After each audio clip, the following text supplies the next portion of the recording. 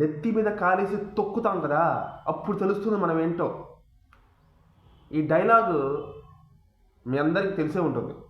ఎవరు చెప్పారో, ఎక్కడ చెప్పారో మీ అందరికీ తెలిసే ఉంటుంది.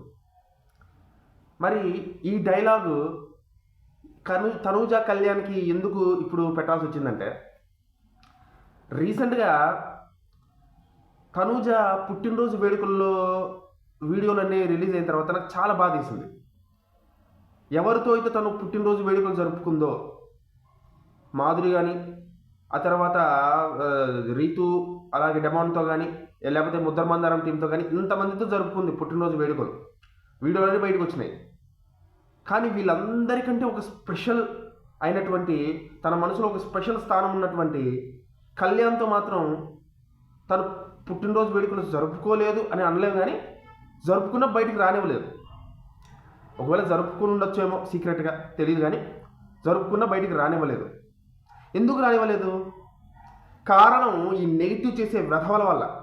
Negative comments, negative propaganda, negative చేసే వెధవల కారణంగా పాపం వాళ్ళు బయటికి రానివ్వలేకపోయారు. చాలా బాధ వేసింది. ఇంతమందితో కలిసి జరుపుకుంటున్న, ఇంతమందితో జోవియల్గా, ఇంతమందితో హ్యాపీగా ఉన్న తనూజ కళ్యాణ్తో మాత్రం హ్యాపీగా ఉన్న మూమెంట్స్ని బయటికి తీసుకురాలేకపోతుందని చాలా బాధ వేసింది. ఇప్పుడు ఈ నెగిటివ్ చేసే వాళ్ళందరినీ పాతాళానికి తొక్కిపడేసే రోజు దగ్గరికి వచ్చింది.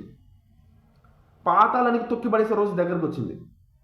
నెక్స్ట్ ఫస్ట్ మనకున్న అవకాశం తనూజ గారి హతా మూవీ, తర్వాత కళ్యాణ్ ప్రాజెక్ట్స్ ఏమైనా వస్తే చూద్దాం. ప్రస్తుతానికి అయితే హతా మూవీ అయితే రిలీజ్కి సిద్ధంగా ఉంది తనూజ గారిది.